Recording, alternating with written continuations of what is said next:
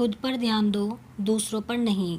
पुराने समय में एक शिष्य परेशानियों की वजह से बहुत निराश हो गया था।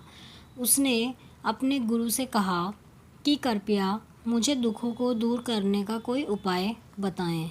संत बहुत ही विद्वान थे। वे अपने शिष्य को अच्छी तरह जानते थे।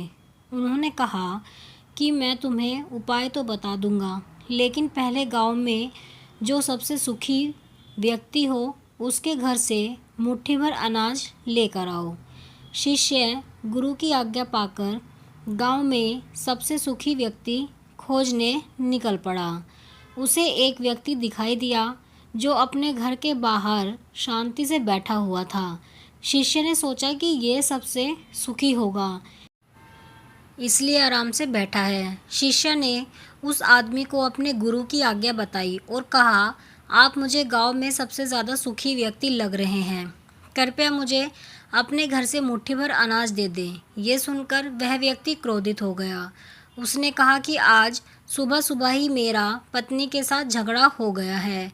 पत्नी की वजह से रोज़ नई नई समस्याएं सामने आ जाती हैं। वह मेरी कोई बात नहीं मानती, हर काम अपनी मर्ज़ी से करती है। समझ नहीं आ रहा है उसे कैसे ठीक करूं। शिष्य वहां से आगे निकल गया। कुछ देर बाद उसे फिर एक व्यक्ति दिखाई दिया। शिष्य ने उसे अपने गुरु की आज्ञा बताई।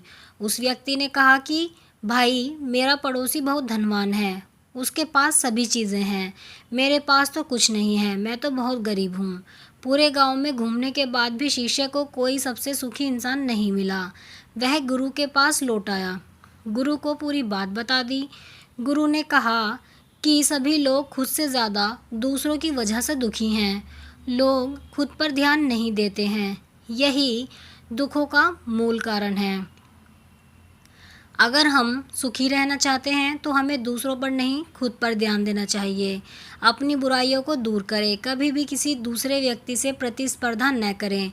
प्रतिस्पर्धा करना ही है तो स्वयं से किए हुए पुराने कामों से करें। कभी भी दूसरों पर भरोसा रखकर कोई काम न करें। अपनी योग्यता पर भरोसा रखें और उसी के अनुसार काम करें। यही सुखी रहने का सूत्र है।